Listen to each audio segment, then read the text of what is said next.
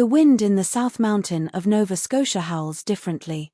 Locals will tell you that. They'll also tell you not to ask too many questions about the families who lived deep in those woods, isolated from the world for generations. When police in 1985 finally broke through the wall of silence that had protected one particular clan for over a century, what they found wasn't just a story of neglect or poverty. It was something far darker, something that had been festering in the shadows of Canadian history, hidden behind a veil of shame so thick that even today some refuse to speak its name. This is the story of the Goler Clan, a family whose bloodline became so tangled, so corrupted by isolation and unspeakable acts that when the truth finally came to light, it shattered every assumption about what evil could look like in a modern nation. And the most disturbing part, it wasn't happening in some distant, lawless frontier. It was happening right under everyone's noses, in the quiet backwoods of Canada, where neighbors knew but chose to look away. Where whispers replaced action and where for decades, children suffered in silence. Hello everyone. Before we start, make sure to like and subscribe to the channel and leave a comment with where you're from and what time you're watching. That way, YouTube will keep showing you stories just like this one. Like a sleeping giant, the South Mountain region of Nova Scotia stretches across the western part of the province. Its dense forests and isolated valleys create natural barriers between communities. For most of Canadian history, this was farming country, hard land that bred hard people. These were families who valued self-reliance and privacy above all else. But somewhere in the 1800s, one family took that isolation to an extreme that would echo through generations. Seeking opportunity in the New World like countless others, the Golers arrived in Nova Scotia as poor immigrants. What set them apart wasn't their origin or their poverty. It was what they became when they retreated into those mountains, cutting themselves off from the outside world almost entirely. Deep in the wilderness, the Goler family had established themselves by the early 1900s in ramshackle homes scattered across the mountainside, connected by dirt paths that only they knew how to navigate. They rarely came to town. With an intensity that went beyond simple privacy, they kept to themselves. It was deliberate, calculated isolation.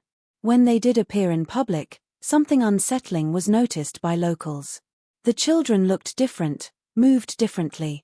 There were physical abnormalities that medical professionals today would immediately recognize as markers of severe inbreeding, unusual facial features, cognitive impairments, physical deformities. But this was rural Nova Scotia in an era when people minded their own business, when interfering in a family's private matters was considered inappropriate, even dangerous. And so the whispers began. Quiet conversations in general stores, knowing looks exchanged between neighbors, but never any action, never any investigation. A local legend of sorts became the Golers, a cautionary tale parents would hint at but never fully explain. Don't go up that mountain. Stay away from those people. But why? What exactly was happening up there? For decades, no one asked that question out loud. No one wanted to know the answer.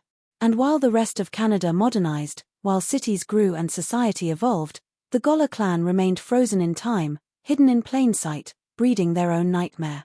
By the 1970s and early 80s, the Goler clan had grown into a sprawling network of interconnected families, all bearing variations of the same surname, all living in crushing poverty on that isolated mountainside. But poverty alone doesn't explain what was happening. Plenty of families struggled financially in rural Nova Scotia. What made the Golers different was the complete breakdown of every social and moral boundary that typically governs human behavior. Inside those dilapidated homes where broken windows were patched with cardboard and floors rotted beneath bare feet, a culture of abuse had taken root so deeply that it had become normalized across multiple generations. The children, and there were dozens of them, grew up knowing nothing else. They had almost no contact with the outside world. Most never attended school regularly, if at all. They didn't celebrate birthdays or holidays in any conventional sense. Their understanding of family relationships was warped beyond recognition because the family tree itself had become impossibly tangled. Fathers were also uncles. Mothers were also cousins. Siblings shared parents who were themselves siblings or close relatives.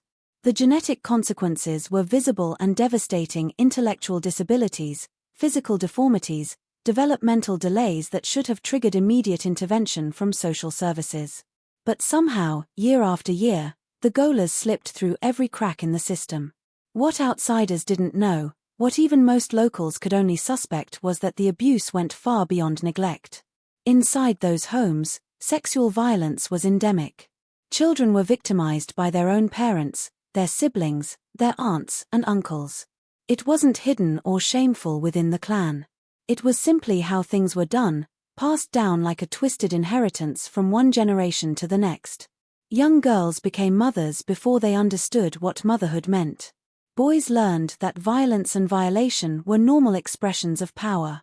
And because the family was so isolated, because they had created their own closed society with its own horrifying rules, there was no outside perspective to challenge it, no teacher to notice the warning signs, no doctor to ask the right questions, no neighbor close enough to hear the cries.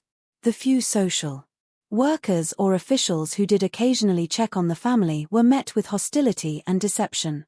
The Gol had learned how to present just enough normalcy to avoid serious scrutiny. They knew how to close ranks, how to lie convincingly, how to make outsiders feel unwelcome enough that they wouldn't return. And in an era before mandatory reporting laws were strictly enforced, before child protection services had the resources and authority they needed, it was all too easy for the Goers to continue operating in the shadows. The abuse continued, the inbreeding continued, and the children continued to suffer in silence. The first real crack in the wall came in 1984 when a 14-year-old girl managed to do what seemed impossible. She escaped. Her name has been protected by court order, as have the identities of all the child victims. But her courage changed everything. She made her way down that mountain, terrified and traumatized, and told someone what had been happening. Not hints or vague suggestions, but explicit, detailed accounts of sexual abuse that had been inflicted on her and other children for years.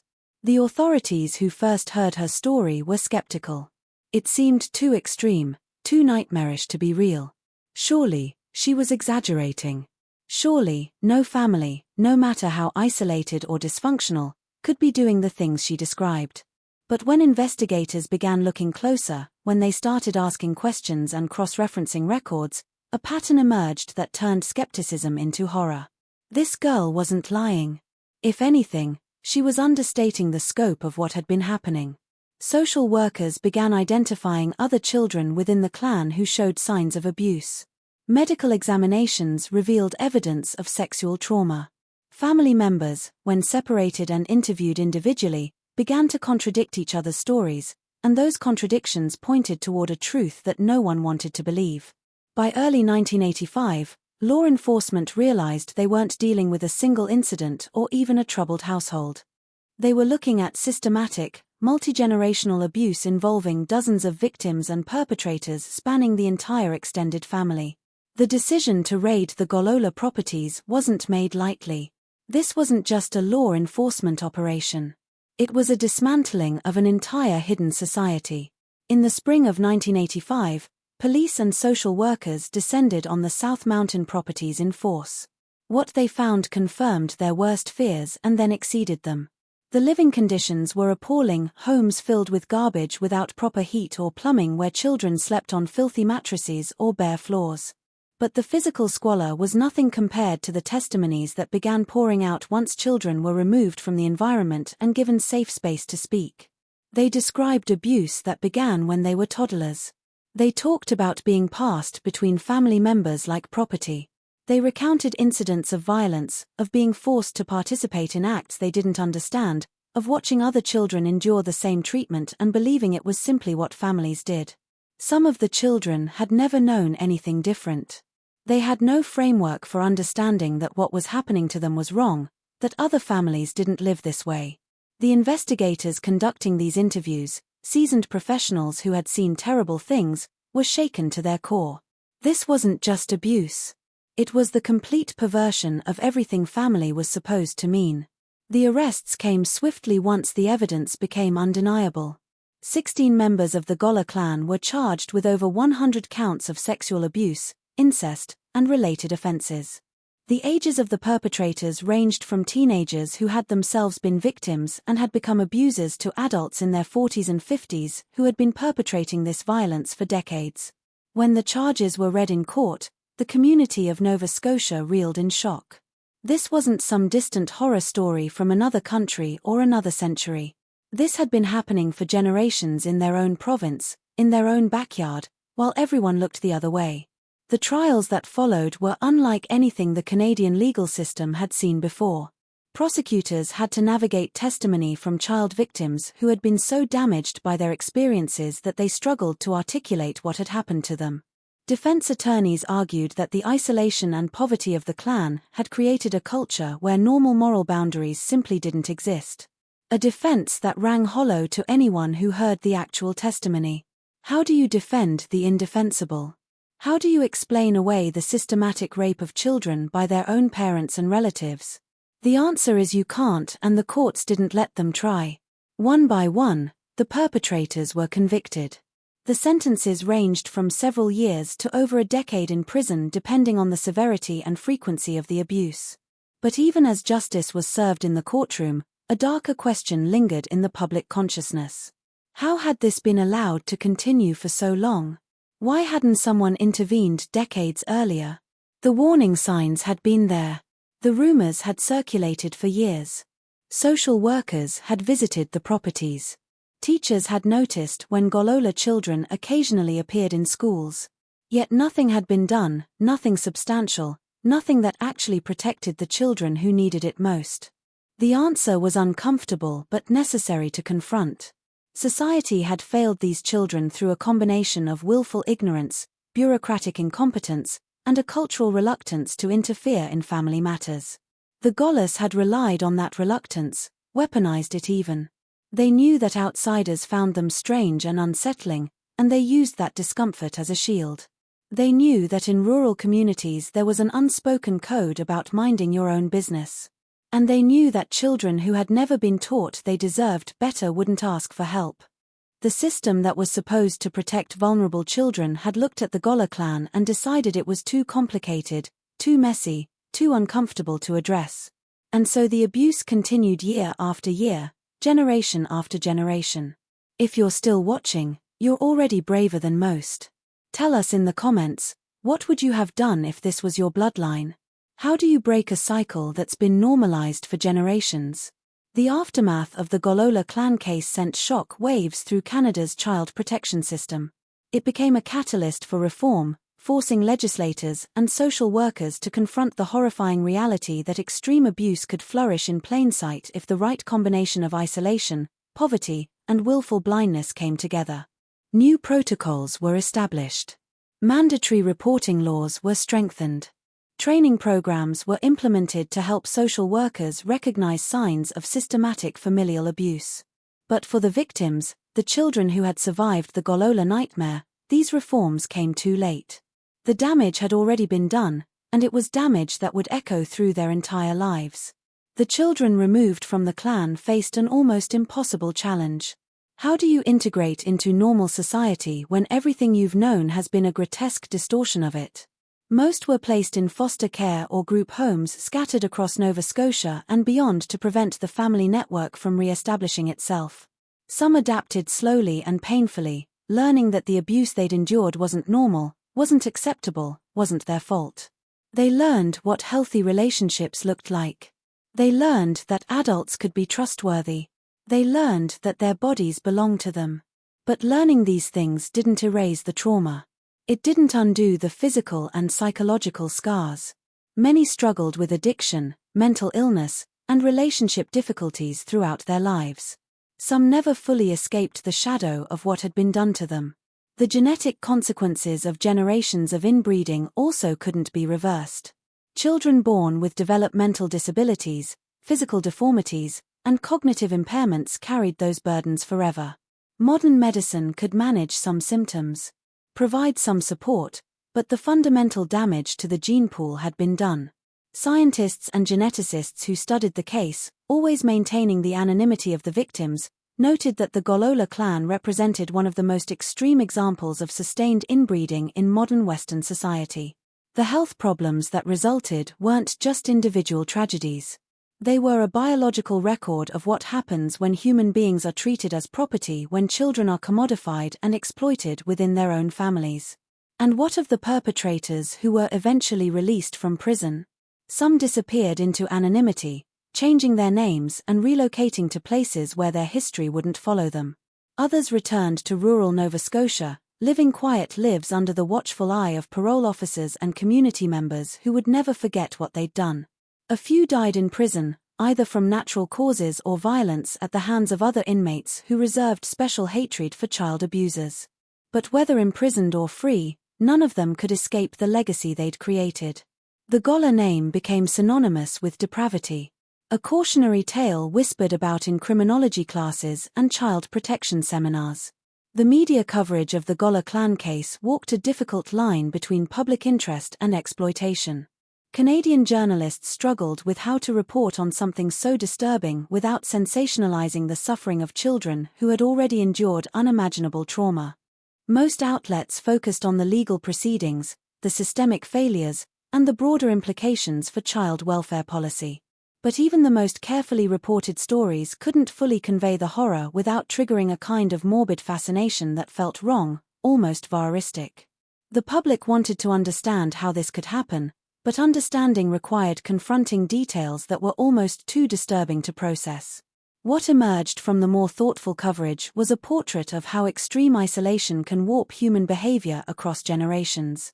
The Goler Clan hadn't started as monsters. They'd started as poor immigrants seeking a better life, then gradually retreated from society until they existed in a bubble completely disconnected from normal social constraints, without outside influence, without education, without any corrective pressure from the broader community. Their internal culture had metastasized into something unrecognizable as human civilization.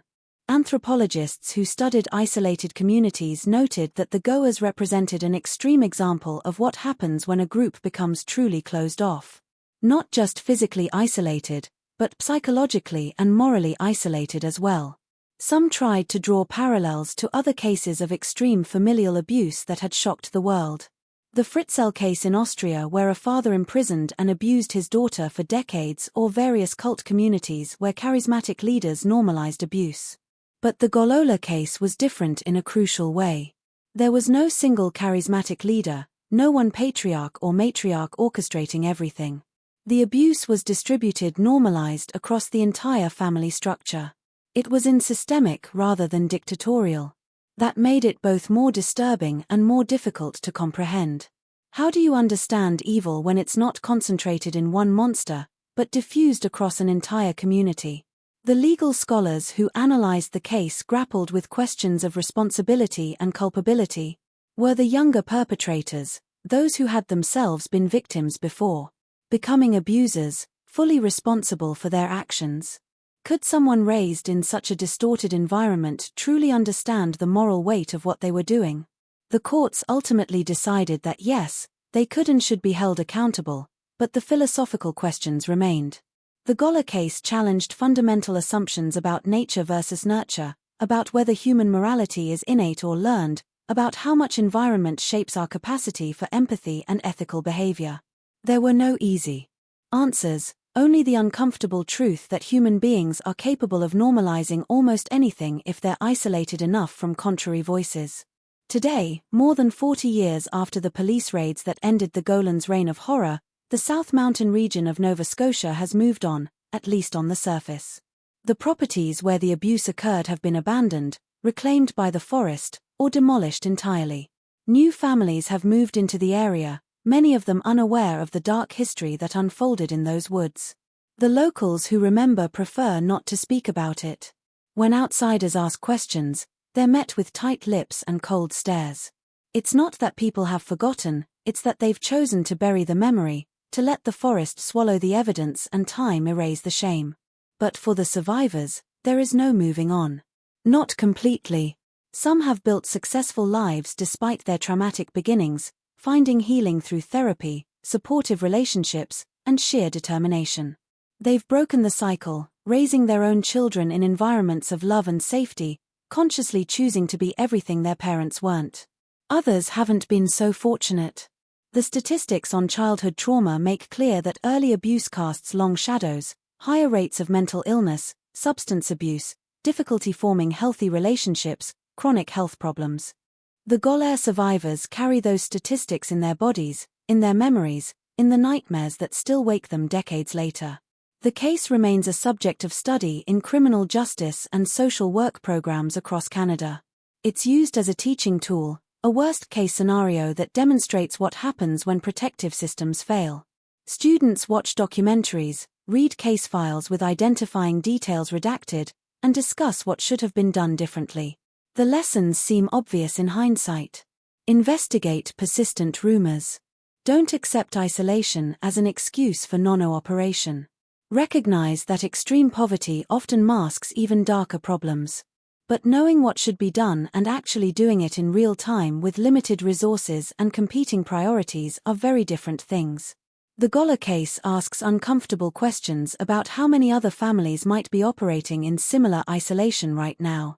How many children might be suffering while neighbors suspect but don't act? In recent years, some journalists and researchers have attempted to track down surviving victims for follow-up stories to see how they've fared in the decades since their rescue. Most have declined to participate, preferring to keep their identities and their current lives private. The few who have spoken publicly describe a complicated relationship with their past, gratitude for being removed from the abuse, anger at how long it took, grief for the childhood they never had, and an ongoing struggle to define themselves as something other than victims. They are mothers and fathers now, workers and citizens, people trying to live normal lives while carrying extraordinary trauma. Their stories don't have neat endings because trauma doesn't end. It just becomes something you learn to live with. The wind still howls differently in the South Mountain of Nova Scotia. But now when it moves through those trees, it carries more than just weather. It carries the memory of children who suffered in silence. Of a community that looked away, of a justice system that arrived decades too late. The Goler Clan case stands as one of Canada's darkest secrets. A reminder that evil doesn't always announce itself with fanfare and obvious warning signs. Sometimes it hides in plain sight. In isolated communities where people mind their own business, where poverty and strangeness make others uncomfortable enough to avoid asking questions. The perpetrators have mostly faded from public consciousness. Now, their names forgotten by everyone except their victims and the officials who prosecuted them. But the lessons of the Goler Clan remain urgent and relevant. In an age where we like to believe that the protection systems are robust, that abuse is quickly identified and stopped, that nothing like this could happen again. The Goler case whispers a darker truth. It happened. It happened for generations, and it could happen again if we allow isolation, poverty, and willful ignorance to create the conditions where abuse can flourish unchecked. The children of the Goler Clan paid the price for society's failure. The question we must ask ourselves is who might be paying that price right now while we choose not to see. If this story disturbed you, if it made you angry or sad or determined to do better, leave a comment below. Share where you're watching from. And remember, the best way to prevent horrors like this is to stay vigilant, to ask uncomfortable questions, to never assume that someone else will intervene. Sometimes the monster isn't hiding in the darkness. Sometimes it's hiding in the isolation we're too uncomfortable to penetrate. Thank you for watching. Until next time, remember that the past isn't always buried. Sometimes it's just waiting to be uncovered.